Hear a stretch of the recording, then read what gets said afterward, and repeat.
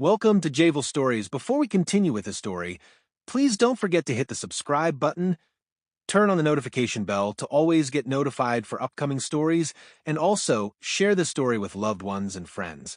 Thank you very much. Thomas Renard, the CEO of Invicta Assurance, sat behind the polished mahogany desk in his office on the 32nd floor of the building that bore the company's name. The sprawling cityscape stretched beyond the floor-to-ceiling windows, glittering with the promise of prosperity that insurance was supposed to safeguard. Thomas, however, knew better. The promises made in gilded brochures often met the stark reality of fine print. It was a trade-off he had accepted when he first ascended to this position, where every decision rippled across lives, both seen and unseen. He studied the quarterly reports spread out before him. The numbers were impressive: record profits, a soaring stock price, and a retention rate envied by competitors.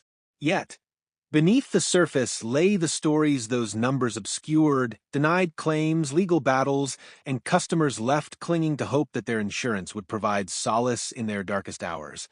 For every successful payout, there were countless others whose claims had been whittled down by policy exclusions and exhaustive investigations. Thomas reflected on his role as the arbiter of risk. He was the man who balanced the scales between corporate sustainability and customer trust. He didn't relish this power, but wielded it with clinical precision. Every day, his decisions shielded the company from ruin, even as they drew ire from those who felt betrayed. It was a necessary evil, he often told himself. Still, the gnawing unease in his gut suggested otherwise. As dusk settled over the city, Thomas realized that his empire of certainty was built on an uneasy foundation of compromise. At the heart of Invicta's operations was the claims department, a labyrinthine system designed to scrutinize, evaluate, and, when justified, deny. Thomas had spent years perfecting it, turning what was once a chaotic mess into a streamlined engine of profitability. He prided himself on the efficiency of this machine. Yet every so often, a case emerged that tested its limits and his own resolve. A recent file on his desk detailed a catastrophic accident involving a young couple. Their car, mangled beyond recognition, was the centerpiece of the claim. Both had survived, but barely. The medical bills alone were staggering, and the couple's policy seemed airtight at first glance. But a closer inspection revealed a technical oversight, a missed payment 2 years prior that had technically nullified their coverage at the time of renewal. The couple had reinstated their policy shortly afterward, but the lapse provided just enough ambiguity to dispute the claim. Thomas knew what the analysts would recommend. Denying the claim was legally defensible and would save the company millions. Yet, he couldn't shake the image of that couple, their lives fractured and futures uncertain. Was it fair to punish them for what could have been an honest mistake? His instincts as a businessman clashed with his lingering sense of morality. The decision he faced was not just about numbers, it was about drawing the line between adherence to policy and compassion. In the cold world of insurance, such a line was seldom clear. Risk assessment was Thomas's bread and butter. He had built his career on dissecting data to predict human behavior. From the moment a customer applied for coverage, their life became a matrix of probabilities. Where they lived, how they drove, their habits and hobbies, all of it reduced to an algorithm designed to calculate the likelihood of disaster. And yet, even with all this information at his fingertips, Thomas understood that life was unpredictable. The chaos of the human condition could never be fully accounted for. That chaos often manifested in disasters: hurricanes, fires, pandemics. Each new catastrophe sent shockwaves through the insurance industry. Thomas had weathered them all, steering Invicta through storms both literal and figurative. But each time, the pressure to tighten policies and minimize payouts grew. Risk mitigation, the board called it. Yet to Thomas, it felt like gambling with lives, always betting that the odds would fall in their favor. One of his analysts had flagged a troubling trend in climate-related claims. Floods and wildfires were becoming more frequent and severe, threatening the company's ability to maintain profitability. Thomas saw the writing on the wall. Adjustments would need to be made, higher premiums, stricter underwriting, and more exclusions. It was the only way to stay afloat. But as he prepared to present these changes to the board, he couldn't ignore the growing unease that these measures would leave many customers vulnerable. The business of certainty, he realized, often required embracing uncertainty at the cost of human dignity. The boardroom of Invicta Assurance was a battleground of polished arguments and strategic maneuvers. Thomas entered the room with his proposal in hand, his face a mask of composure.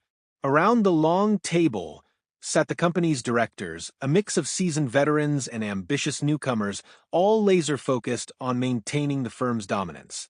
The agenda was simple but consequential: how to respond to the rising tide of climate-related claims.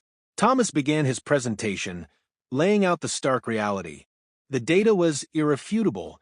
Disasters were growing in frequency and intensity, threatening the company's ability to remain profitable under current policies. The solution he proposed was a recalibration: higher premiums in high-risk areas, stricter criteria for claim approvals, and the introduction of clauses that would exclude coverage for certain extreme events. It was a logical, data-driven approach designed to shield Invicta from financial ruin. The board members nodded as Thomas spoke, their expressions unreadable. But as the discussion unfolded, the room buzzed with tension. Some directors championed his strategy, emphasizing its necessity for long-term survival. Others raised concerns about the potential backlash from customers and regulators. Would the public see Invicta as a lifeline in times of need, or a faceless corporation abandoning its promises? The question hung in the air unanswered. As the meeting adjourned, Thomas felt the weight of their decision pressing down on him. He had convinced the board to adopt his measures, but at what cost?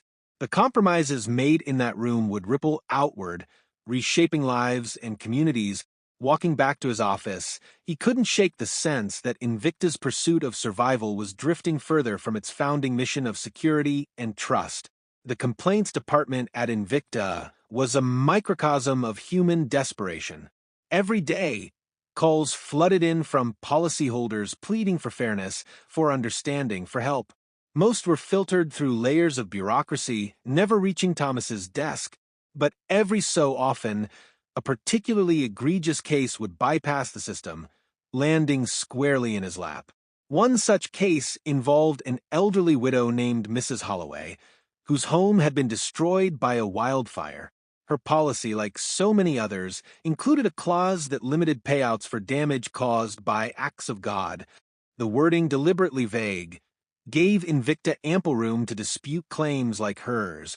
The legal team had already prepared their defense, but something about the case gnawed at Thomas. Perhaps it was the image of the widow, displaced and grieving, that stirred an unwelcome sense of guilt. He reviewed her file late into the night, poring over every detail. Mrs. Holloway had been a loyal customer for decades, dutifully paying her premiums without ever filing a claim. Now, in her time of greatest need, the system designed to protect her was failing. Thomas found himself questioning the very foundation of his industry. Was it truly fair to demand unwavering loyalty from customers while offering none in return?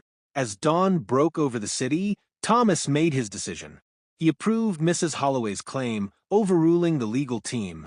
It was a small act, insignificant in the grand scheme of Invicta's operations. But for Thomas, it was a fleeting reminder of the humanity that had been overshadowed by the relentless pursuit of profit.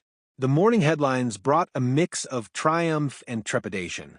News outlets lauded Invicta for its financial performance, hailing it as a model of resilience in an industry under siege. But buried beneath the glowing reviews were whispers of discontent, stories of denied claims, and disillusioned policyholders. For every accolade Thomas received, he felt the sting of 100 unseen criticisms.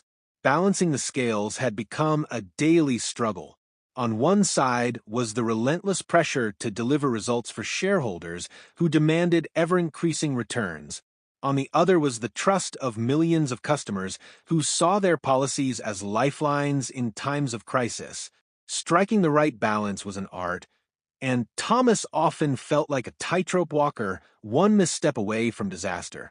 He began to delegate more, entrusting his top executives with decisions he once shouldered alone. Yet, even as his team expanded, Thomas felt increasingly isolated. His role demanded detachment, a willingness to make decisions without succumbing to emotion. But the more detached he became, the more he questioned the man he was becoming. Was he a steward of stability or a purveyor of false hope? The question lingered as he reviewed a new marketing campaign aimed at rebuilding trust with customers. The ads featured heartwarming stories of families saved by Invicta's policies, painting the company as a compassionate ally. Thomas couldn't deny the campaign's effectiveness, but he knew the truth. Behind every glowing testimonial was a system designed to serve its own interests first. The scales, he realized, could never truly be balanced. Thomas gazed out his office window as storm clouds gathered on the horizon. The metaphor wasn't lost on him. The insurance world was entering a turbulent era, with public scrutiny mounting and lawsuits brewing. Climate change had ignited a firestorm of criticism, and Invicta stood at the center of it all. Activist groups accused the industry of exploiting vulnerable populations while refusing to adapt to the realities of a changing planet. One lawsuit in particular loomed ominously. A coalition of policyholders from a coastal town devastated by rising sea levels had filed a class action against Invicta. They alleged the company had misled them about their coverage, failing to disclose clauses that excluded compensation for flood damage caused by gradual environmental changes. The legal team assured Thomas that the company was on solid ground, but he knew the case was about more than legalities. It was a referendum on Invicta's reputation. Thomas dove into the details, determined to understand every nuance. The policyholders' stories painted a harrowing picture: entire neighborhoods swallowed by the encroaching sea, families displaced with nowhere to turn. The company's response, while technically compliant, felt cold and detached. For years, Invicta had prioritized profits over proactive solutions, and now the consequences were crashing down like the waves on those vulnerable shores. As the storm outside intensified, Thomas felt the first drops of doubt seep into his confidence. Could Invicta weather this storm without sacrificing what little trust it still held? Or would the company's foundations crumble under the weight of its own necessary evils? The lawsuit triggered a wave of internal audits, exposing cracks in the company's carefully constructed facade. Investigators uncovered a pattern of ambiguous policy language and aggressive cost-cutting measures that disproportionately affected vulnerable customers. While none of this was illegal, the optics were damning. The media pounced, turning Invicta into a symbol of corporate greed. Thomas found himself at the center of the storm, forced to defend the company's practices in interviews and public statements. He spoke of balancing risks, maintaining sustainability, and ensuring fairness for all policyholders. But behind closed doors, he grappled with the uncomfortable truth. The very strategies that had propelled Invicta to success were now its greatest liability. The pressure mounted as regulatory agencies began their own investigations. Thomas called emergency meetings with his executive team, demanding solutions. They proposed sweeping changes, transparent policies, improved customer service, and investment in preventative measures like climate resilience programs. The board, however, balked at the costs. These changes would cut into profits and upset shareholders. Caught between conflicting priorities, Thomas felt the weight of his position more acutely than ever.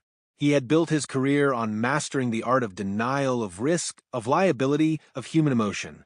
Now, that same skill threatened to undo everything he had achieved. As he signed off on another round of legal defenses, he couldn't shake the feeling that Invicta's greatest threat wasn't the storm outside, but the rot within. In the weeks that followed, Thomas began to see the faces behind the numbers. He attended hearings and listened to testimony from policyholders who had been denied coverage. A single mother described losing her home to a wildfire, left with nothing but debt and broken promises. A retired teacher spoke of a denied cancer treatment claim, her voice trembling with desperation. Their stories pierced through the corporate veil, leaving Thomas unsettled. For years, he had viewed customers as data points, their lives reduced to probabilities and margins. But now, confronted with their raw humanity, he felt the sting of his own detachment. He had always justified his actions as necessary for the greater good. But what good was a system that abandoned those it was meant to protect? Thomas began questioning the core tenets of his profession. Insurance was supposed to be a safety net, a promise of security in an unpredictable world. Yet the industry he had helped shape seemed more focused on preserving its own survival than fulfilling that promise. The realization gnawed at him, eroding the confidence he had spent decades cultivating. The human cost of Invicta's success was undeniable, and for the first time, Thomas wondered if the trade-offs he had accepted were worth it. As he returned to his office, he resolved to confront the board with his concerns. Change was necessary, even if it came at a cost. But deep down, he knew the fight ahead would test everything he believed about himself and his industry. The boardroom felt colder than usual as Thomas stood before his peers, the weight of his decision pressing heavily on his shoulders. He laid out his case with unflinching clarity. Invicta needed to change. The lawsuits, the public outcry, the mounting discontent among policyholders, they were all symptoms of a deeper problem. The company had lost its way, prioritizing profits over people, efficiency over empathy. Thomas proposed a bold plan: rewriting policies to eliminate ambiguity, creating a fund for vulnerable customers, and partnering with environmental groups to address the root causes of climate-related risks. The changes would be costly, he admitted, but they were essential for restoring trust and ensuring Invicta's long-term survival. The board's reaction was mixed. Some directors applauded his vision, recognizing the urgency of the moment. Others argued that such measures would alienate shareholders and jeopardize the company's competitive edge. The debate grew heated, with voices rising and tempers flaring. Thomas stood firm, refusing to back down. He knew the road ahead would be difficult, but he also knew it was the only path forward. As the meeting concluded, Thomas felt a glimmer of hope. The board had agreed to consider his proposals, a small but significant step toward reform. But the battle was far from over. Invicta's reckoning had only just begun, and Thomas knew he would need every ounce of resolve to navigate the challenges ahead. The reforms Thomas proposed ignited a firestorm within Invicta. Department heads whispered in corridors, skeptical of the CEO's sudden shift. Many saw his actions as a betrayal of the company's hard-earned success, a capitulation to public sentiment that could erode years of careful strategy. Thomas understood their resistance. He had built this fortress of profitability with them, brick by meticulous brick. But the fortress now stood at odds with the ideals it once claimed to uphold. The claims department bore the brunt of the changes. New guidelines required a deeper review of cases that might have previously been dismissed. Thomas watched as his team struggled to adjust. Productivity slowed, and the legal team warned of rising costs. Shareholders, too, grew restless, their quarterly returns reflecting the strain of transition. Letters from investors poured in, some supportive but most questioning his leadership. In quieter moments, Thomas questioned himself. Was he steering the company into ruin? The pressure mounted as media outlets ran conflicting stories, some praising Invicta for its newfound transparency, others lambasting the company for its past failings. The dual narratives mirrored Thomas's own internal conflict. He was caught between the man he had been, a relentless pragmatist, and the man he wanted to become, one who valued integrity over expedience. Despite the resistance, there were glimmers of progress. A small group within the company embraced the reforms, seeing them as an opportunity to rebuild trust. Encouraged by their support, Thomas resolved to push forward. The seeds of resistance, he realized, were also seeds of transformation. The first real test of Invicta's reforms came sooner than expected. A powerful hurricane tore through the southeastern coast, leaving devastation in its wake. Thousands of policyholders filed claims, their stories flooding the system. In the past, many of these claims would have been denied or delayed, tangled in the fine print. Now, under Thomas's new directives, the company pledged to process them swiftly and fairly. The impact on Invicta's finances was immediate and severe. The payout estimates were staggering, far exceeding the reserves Thomas had carefully managed. Analysts sounded alarms, predicting a dire quarter for the company. The board convened emergency meetings, their faith in Thomas wavering. Some directors demanded a reversal of the reforms, arguing that Invicta couldn't sustain such losses. Thomas held firm. Even as the financial strain took its toll, he visited the disaster zone himself, meeting policyholders who had lost everything. Their gratitude for Invicta's support was palpable, a stark contrast to the anger and despair he had encountered in previous crises. For the first time, he felt the weight of his decisions shift, not as a burden, but as a responsibility he was finally honoring. Back in his office, Thomas reviewed the financial projections. The company was bleeding money, but it wasn't collapsing. For now, Invicta would endure. The hurricane had exposed the fragile balance between compassion and sustainability, but it also reaffirmed Thomas's belief that the cost of compassion, while steep, was worth paying. As the storm's aftermath settled, Invicta found itself at a crossroads. The hurricane had drained the company's resources, but had also sparked an unexpected wave of public goodwill. Customers praised Invicta for standing by them in their time of need, and the media began to shift its narrative. Thomas saw an opportunity to solidify the company's new identity, not just as a business, but as a partner in resilience. He launched a bold initiative, the Invicta Foundation, a nonprofit arm dedicated to disaster preparedness and recovery. Funded partly by corporate profits and partly by private donations, the foundation aimed to address the gaps in coverage that traditional insurance couldn't fill. It was a risky move, one that further stretched Invicta's finances. But Thomas believed it was a necessary step to regain the public's trust. The foundation quickly gained traction, attracting support from policymakers, environmental organizations, and even some of Invicta's critics.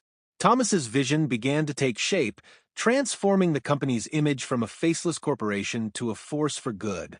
Yet not everyone was convinced.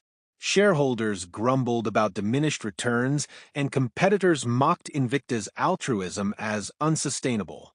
Thomas remained undeterred.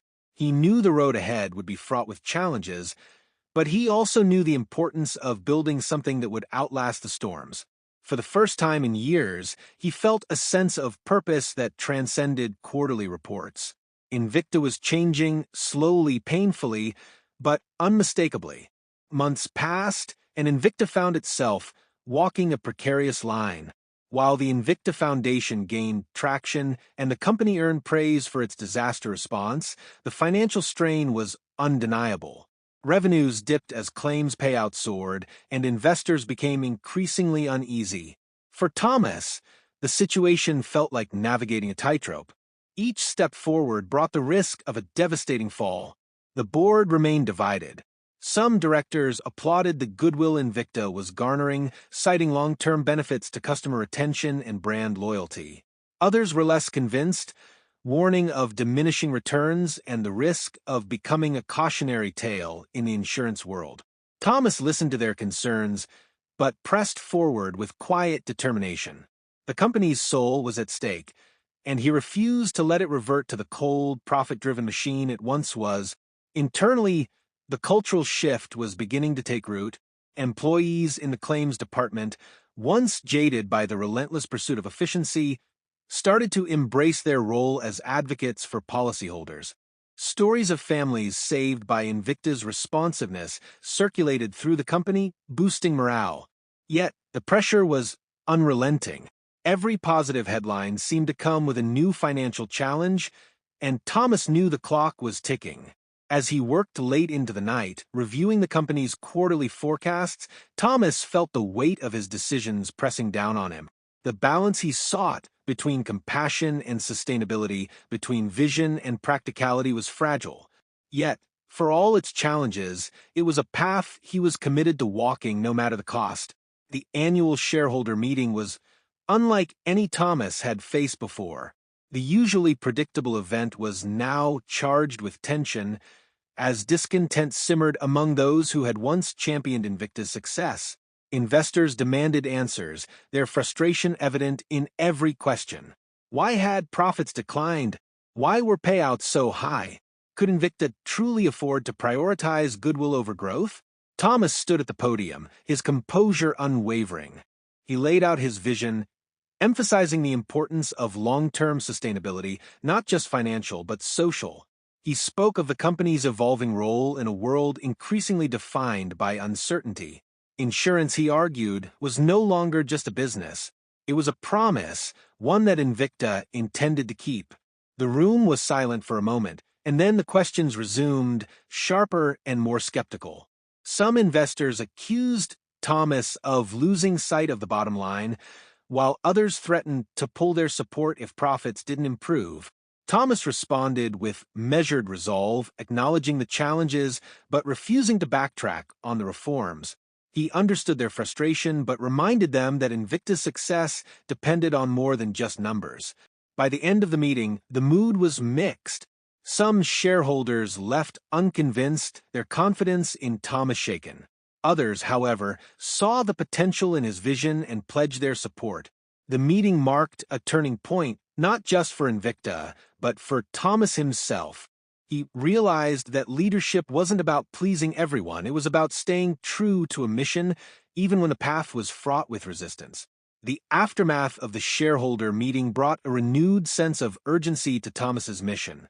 He doubled down on efforts to modernize Invicta, investing in technologies that could streamline operations and reduce costs without compromising the company's newfound commitment to fairness.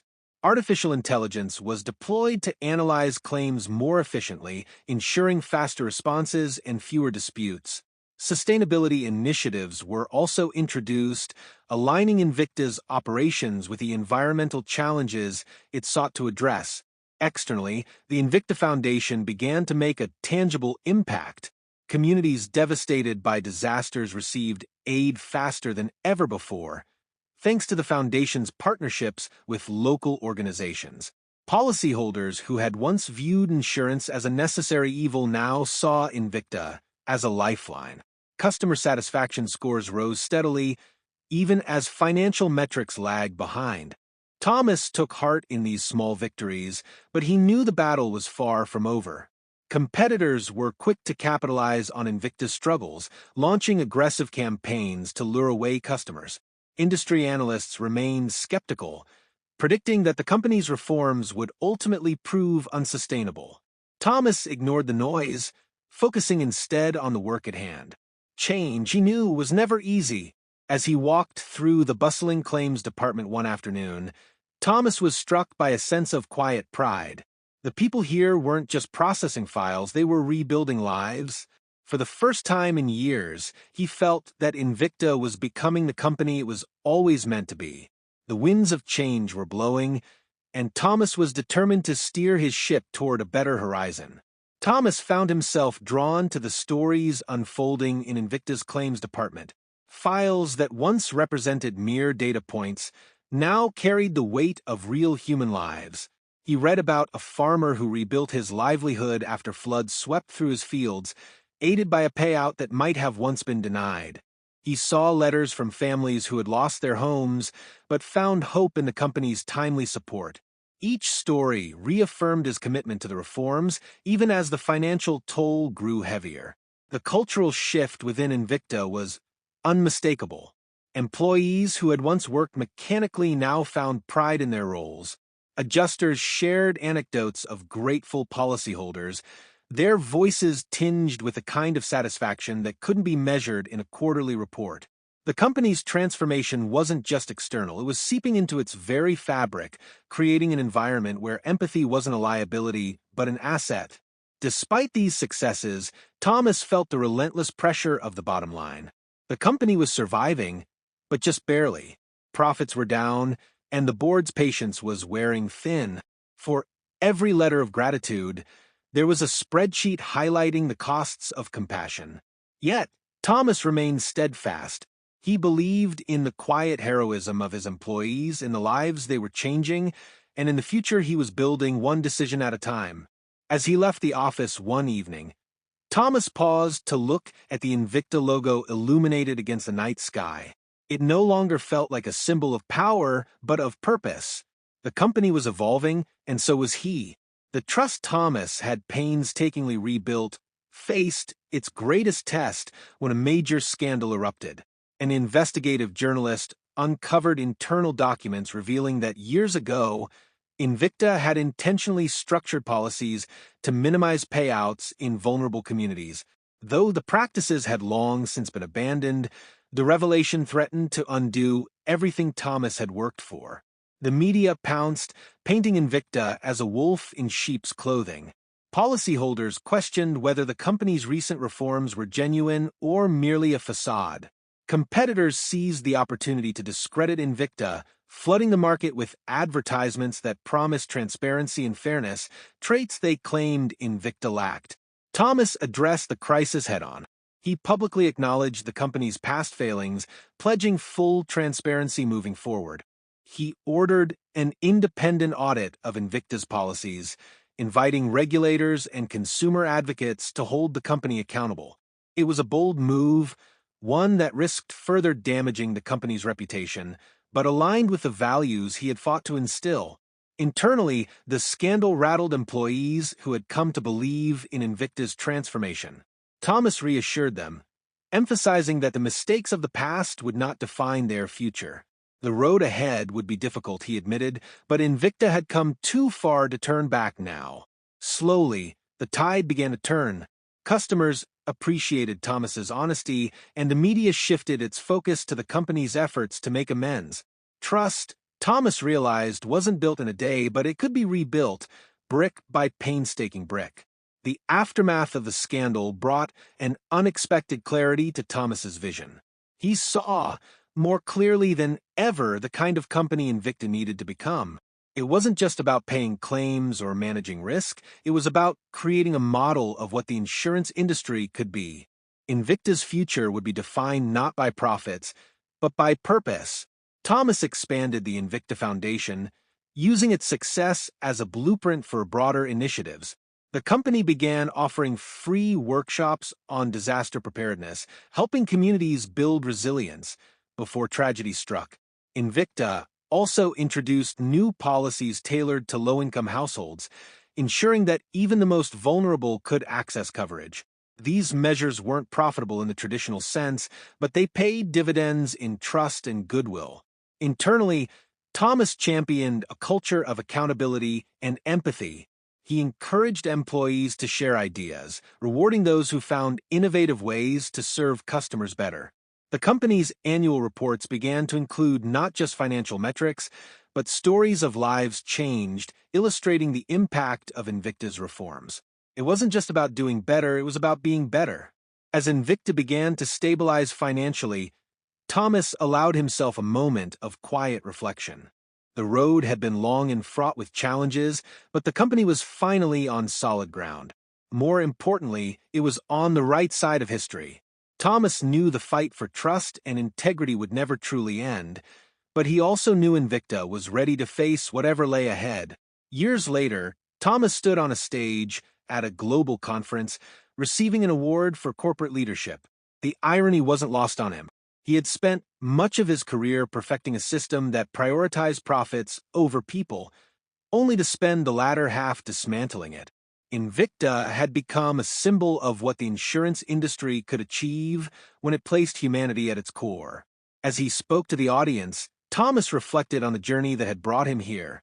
He spoke not of profits or policies, but of people, the employees who had embraced change, the customers who had placed their trust in Invicta, and the communities that had been rebuilt with the company's support.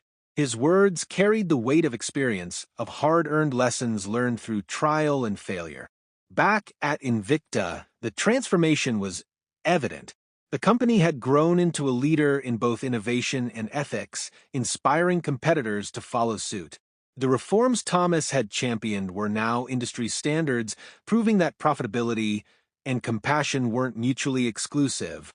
Invicta's success wasn't just measured in dollars, but in the lives it had touched. As the conference concluded, Thomas returned to his seat, feeling a quiet sense of fulfillment. He had taken the necessary evils of his trade and turned them into opportunities for good. The legacy he left behind wasn't one of perfection, but of perseverance, proving that even in the most unyielding industries, change was always possible.